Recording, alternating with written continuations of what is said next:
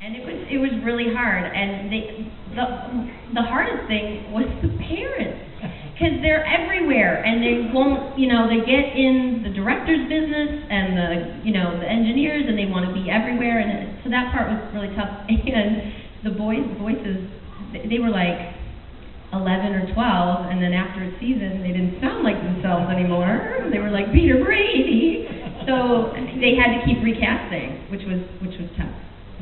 Use me next time.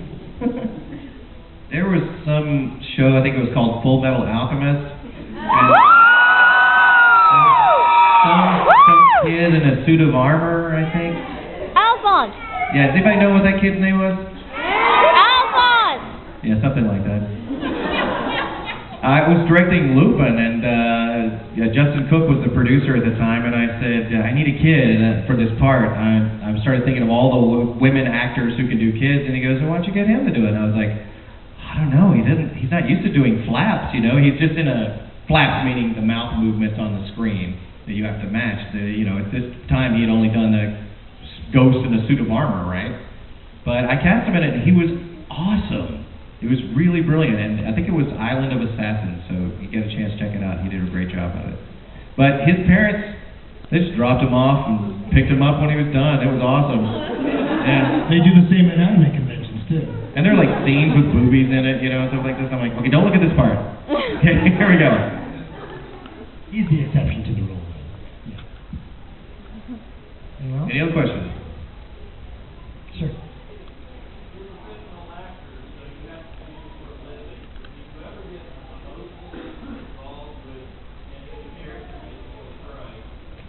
I'm sorry, I didn't hear after professional actors. Do you get emotionally involved in your characters? Is that what you said?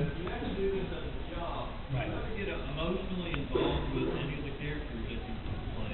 All right, I admit it. I've made love to Wolfwood several times.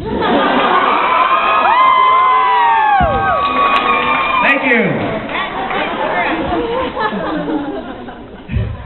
Well, I can't say I made love to Tentomon. That's disgusting. Oh, do me, Jeff. He said emotionally, not physically. That's how I express my emotion. You're such a man.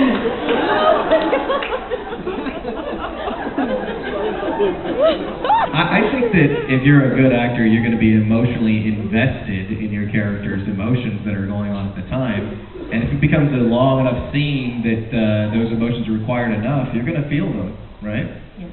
Well, and I think also, for me anyway, you get emotionally invested in the show too. Like, I was working on The Life and Times of Juniper Lee, and they just all of a sudden decided not to make anymore. And like, I had been talking to the director, and he had all these, and the writer, and they had all these ideas for the next season and what was going to happen and what was going to happen with my character, and all of a sudden there was no more. And I was like, but we had places to go and things to do and goblins to kill. And and so that's hard sometimes when your show gets canceled and you're like, but why? Or if your character dies. Oh, when Hughes died, that was so bad because I didn't work for months after that. It was really hurt my feelings. I was emotionally invested in my poverty. Yeah. When I'm directing, I don't like to tell an actor that their character is about to die when they show up. I like because they'll turn to the last page pretty much and go, I died? What the hell? I just don't want them to know beforehand. I did know that Hughes was going to die because Mike McFarlane was directing it. He really wanted that episode to be good. So he actually gave me the script beforehand, which we usually don't get. We usually just get it on the spot. But I was kind of bummed out. I said, man, I really like doing that character. And he said, well, I'm going to show you something that's going to cheer you up. And he took me to all the websites where people were crying because Hughes died. And I was like, yeah. Awesome. That's better than going to the second season. I actually made people cry. Kitty girl. Maze Hughes. Okay, how about this? Don't follow Daddy!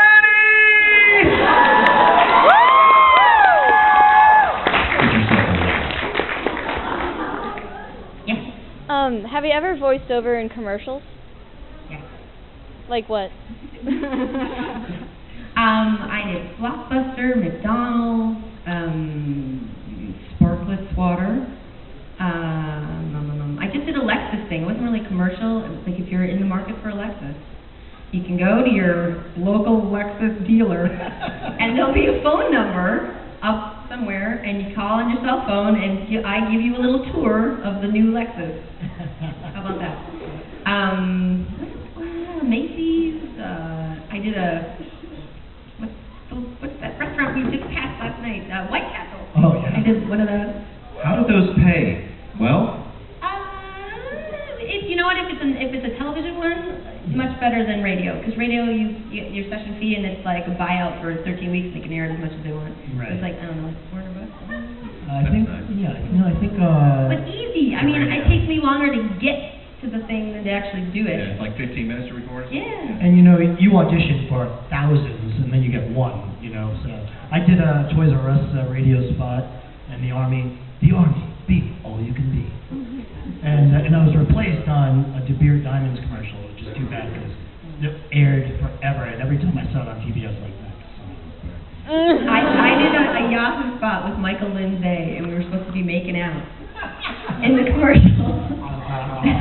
It was Yahoo Sports and Games, and we're like all getting off on this sports thing on Yahoo, and so we're in the booth making out with our hands. We're like, it's hilarious.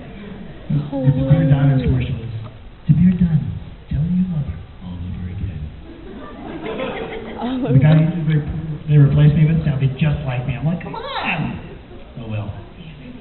We hate when anyone else has success. Don't like to be replaced. Well, especially when they take our success. We're irreplaceable. I hate it when they change Tsunami Tom. I didn't mind so much the physical change, it was the vocal change to another actor. I mean, he's curling, isn't he? He is curling. Any other questions? Yeah. Did I miss it? You missed the one. Oh, no. Okay. I know Pauline's done video game work. She was Ghostbusters in Part 2 and Being Stage in Sonia. The biggest difference with anime, it's already done, so the screen is up there, so you're seeing what you're doing. You're having to fit your words into the flaps that we talked about, the mouth movement. And with the video game, just do it. I have to go. And the video games too, they all, most of them end up having sections. Like depending on what game it is, sometimes there's like a story section, so there's a lot of dialogue. You're still typically in there by yourself, although I did do one recently where it was a lot of dialogue, so I was in with another actor, which is very helpful, especially for the kind of thing where it's like a back and forth a lot. And then there'll be like the action part of the game, like all the giving damage, taking damage, dying. Die really a lot. Die more. Die a little. I'll say give me 3 punches in the stomach in a row. Go.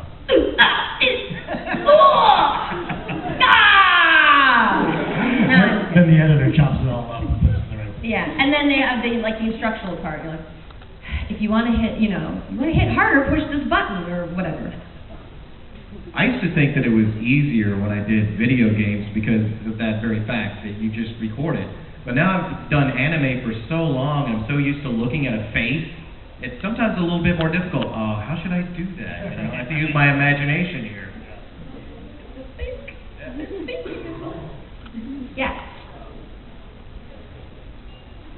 Can you guys pick your favorite characters to do your voice for and have a conversation? All right, give us a top